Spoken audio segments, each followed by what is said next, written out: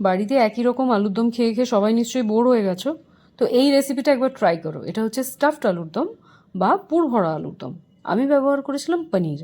পনিরের মধ্যে পেঁয়াজ, ধনেপাতা, কাঁচা লঙ্কা কুঁচো করে দিয়ে তার সাথে একটু নুন দিয়ে ভালো করে আগে থেকে মেখে রেখেছিলাম। আর আলুগুলো খোসা ছাড়িয়ে ভেতরে কুড়ে বার করে নিয়ে সেটাকে তেলে ভেজে রেখে দিয়েছিলাম।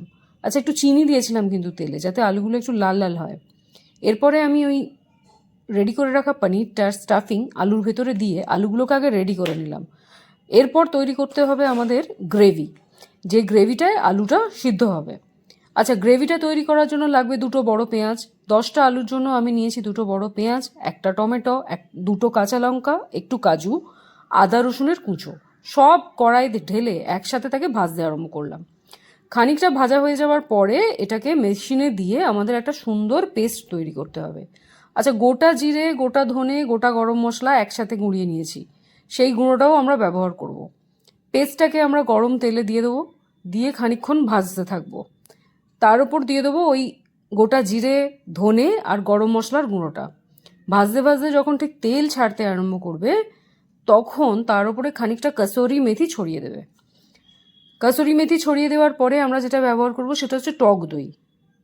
4 চামচ মতো টক দই একটু জলে আগে থেকে ফেটিয়ে নেবে। তারপরে সেই ফ্যাটানো টক দইটা এই মিশ্রণটার ওপর ঢালবে। নুন, লঙ্কা, হলুদ তোমরা তোমাদের পরিমাণ মতো দিয়ে দেবে, ওটা বলতে লাগে না, যার যেরকম স্বাদ সে সেরকম ব্যবহার করবে। আচ্ছা, টক দই দেওয়া হয়ে গেল, টক দইয়ের ফ্যাটানোটা, নুন, লঙ্কা, হলুদ পড়ে গেল। এরপর গরম জল দিয়ে দিতে হবে ভালো করে, যাতে আলুগুলো ভালো মতো সেদ্ধ হয়। আলুগুলো সেদ্ধ হতে কিন্তু আধ ঘন্টার ওপর টাইম লেগেছে।